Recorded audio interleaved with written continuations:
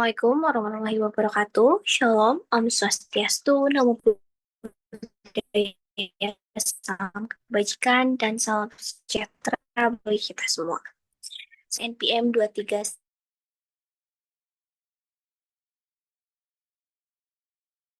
Teknologi Hukum sebagai tool of analysis, sebagai salah satu tugas untuk memenuhi syarat ujian tengah semester mata kuliah Sosiologi Hukum dengan dosen pengampu mata kuliah yaitu Bapak Dr. Subelo Mulyono, SH, MPD.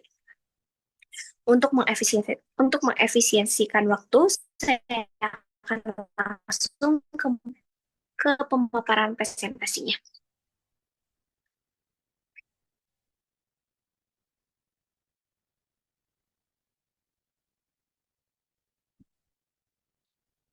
Baik, di sini saya akan mempresentasikan sebagaimana tadi yang telah disebutkan bahwasannya saya akan menganalisis. Di sini ada pendahuluan yang dimana mungkin teman-teman semuanya sudah ada yang mengetahui apa sih yang dimaksud dengan sosiologi hukum dan juga apa yang dimaksud dengan sosiologi hukum sebagai tool of analysis.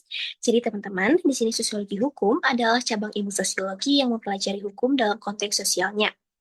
Yang dimana sosiologi hukum berusaha sebagaimana hukum dipengaruhi oleh norma sosial dan bagaimana hukum dapat digunakan sebagai alat perubahan sosial. Nah, mengenai sosiologi hukum sebagai tool of analysis atau seringkali kita menyebutnya sebagai alat analisis, sosiologi hukum membantu mengungkap hubungan antara hukum dan struktur sosial, perubahan sosial, serta efektivitas hukum dalam menata kehidupan masyarakat. Boleh, next slide.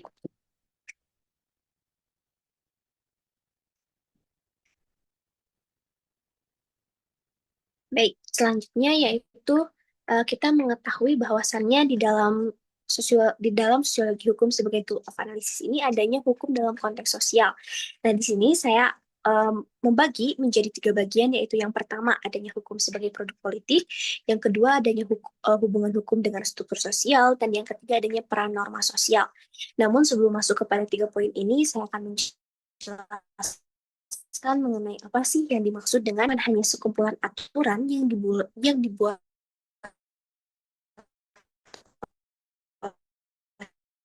negara, tapi juga masyarakat.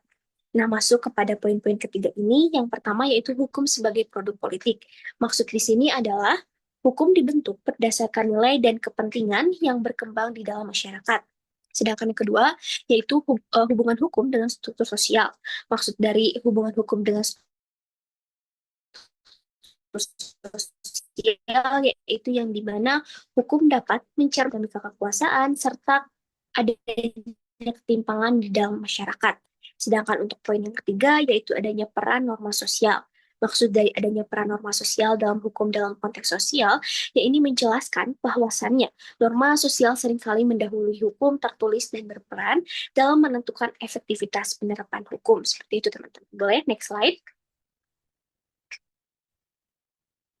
Nah, setelahnya kita memahami mengenai apa sih yang dimaksud dengan hukum dalam konteks sosial, selanjutnya kita akan mengenal mengenai teori-teori dalam sosiologi hukum. Di sini, saya akan menjelaskan 4 teori yang nantinya berkesinambungan dengan hukum dalam konteks sosial ini, teman-teman. Nah, yang pertama adanya teori fungsional, yang dimana hal ini dibawakan oleh Emil Durkheim. Yang kedua adanya teori interaksionisme, yaitu yang digagas oleh Max Weber. Yang ketiga adanya teori konflik yang digagas oleh Karl Marx. Dan yang terakhir adanya teori hukum dan kelas sosial. Nah, dimulai dari yang pertama, yaitu dari teori fungsional. Apa sih yang digagas oleh Emil Durkheim mengenai teori-teori dalam sosiologi hukum ini? Jadi Emil Durkheim menyatakan bahwasannya hukum berfungsi untuk menjaga keseimbangan sosial dan solidaritas dalam masyarakat. Nah, sedangkan menurut teori dari interaksionisme simbolik yang digagas oleh Max Weber menyatakan bahwasannya hukum dipengaruhi oleh interaksi sosial dan memiliki dimensi subjektif yang bergantung pada interpretasi masyarakat. Sedangkan teori konflik yang digagas oleh Karl Marx menyatakan bahwasannya hukum sebagai alat kontrol kelas penguasa untuk mempertahankan kepentingan ekonomi dan politik mereka. Dan yang terakhir mengenai teori hukum dan kelas sosial. Nah, teori hukum dan kelas sosial ini menyatakan bahwasannya hukum seringkali berpihak kepada kelompok tertentu dalam masyarakat yang memiliki akses terhadap sumber daya dan kekuasaan. Yang mana teori hukum dan kelas sosial ini secara eksplisit mirip dengan teori yang digagas oleh Karl Marx, yaitu teori konflik itu sendiri. Boleh, next slide.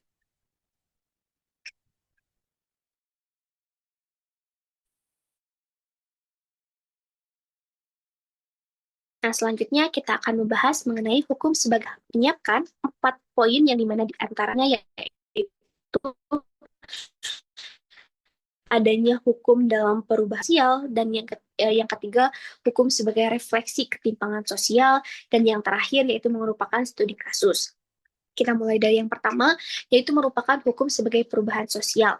Maksud di sini ialah peran hukum dalam mendorong atau menghambat perubahan sosial seperti dalam kasus kebijakan afirmatif dan perlindungan hak minoritas. Dan yang selanjutnya yaitu mengenai hukum sebagai alat kontrol sosial. Maksud di sini ialah bagaimana hukum digunakan untuk mengendalikan perilaku masyarakat melalui adanya sanksi dan juga adanya regulasi. Tentu dengan adanya regulasi, di sisi lain juga pasti terdapatnya sanksi-sanksi yang ikut di dalam regulasi tersebut, teman-teman. Nah, selanjutnya yaitu mengenai hukum sebagai refleksi ketimpangan sosial.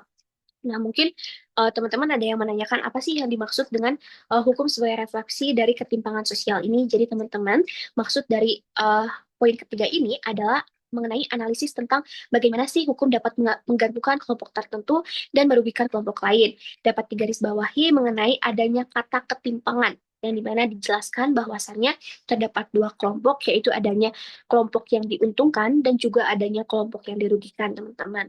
Nah, yang terakhir adanya mengenai studi kasus. Mengenai studi kasus ini, kita dapat menganalisis penerapan hukum dalam berbagai konteks sosial, seperti kita dapat menganalisis dari bagaimana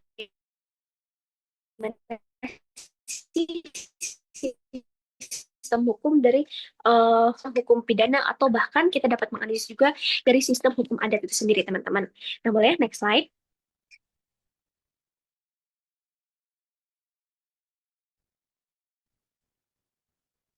Oke, selanjutnya analisis sosiologi hukum, teman-teman.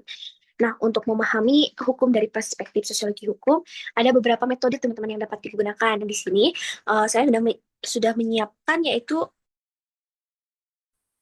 3 metode, yang dimana yang pertama adanya pendekatan kualitatif dan pendekatan kuantitatif, yang kedua adanya observasi dan wawancara, dan yang ketiga adanya analisis kasus hukum dengan perspektif sosial. Langsung saja masuk pada poin pertama, yaitu mengenai pendekatan kualitatif dan pendekatan kuantitatif. Nah, maksud dari pendekatan kualitatif dan pendekatan kuantitatif ini, bahwasannya penggunaan data statistik serta wawancara mendalam dalam analisis hukum. Jadi, teman-teman dapat menggunakan metode ini dengan penggunaan data statistik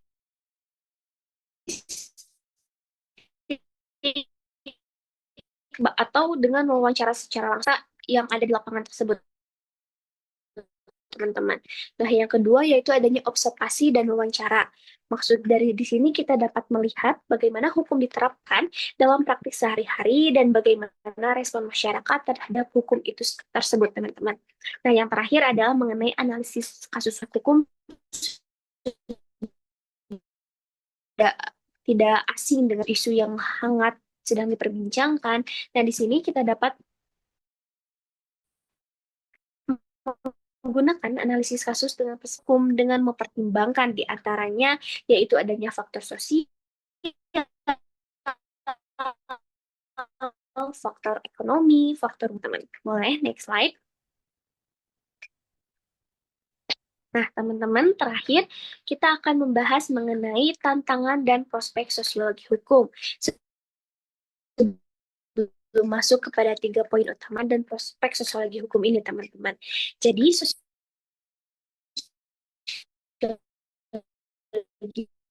hukum memiliki peran penting dalam, namun tidak dapat kita menutup mata bahwasannya beberapa tantangan yang dihadapi di dalam penggunaannya integrasi antara ilmu hukum dan ilmu sosial, yang kedua perubahan sosial yang cepat, dan yang ketiga kesenjangan antara hukum dan praktiknya. Yang di mana poin pertama ini bersifat normatif tanpa mempertimbangkan faktor sosialnya.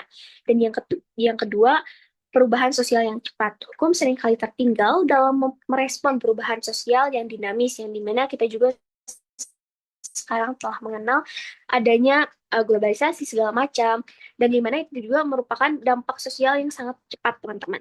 Dan yang ketiga, adanya kesenjangan antara hukum dan praktiknya, yang dimana tidak semua hukum yang tertulis diterapkan sesuai dengan harapan karena adanya faktor sosial dan politik. Ya mungkin sisi lain adanya kesewenang-wenangan, entah itu dari oknum-oknum atau hal lainnya, teman-teman. Jadi dapat kita pahami atau dapat kita simpulkan bahwasannya di sisi lain prospek penggunaan sosiologi hukum sebagai alat analisis semakin berkembang dengan meningkatnya kesadaran akan pentingnya pendekatan multidisipliner dalam studi hukum. Melalui pendekatan ini, hukum dapat lebih responsif terhadap kebutuhan masyarakat dan mampu menjadi alat yang efektif dalam mencapai keadilan sosial. Dengan memahami sosiologi hukum sebagai alat analisis, tapi juga sebagai cerminan realitas sosial yang harus terus berkembang.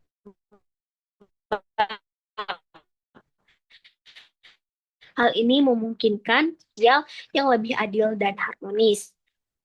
Boleh, next slide.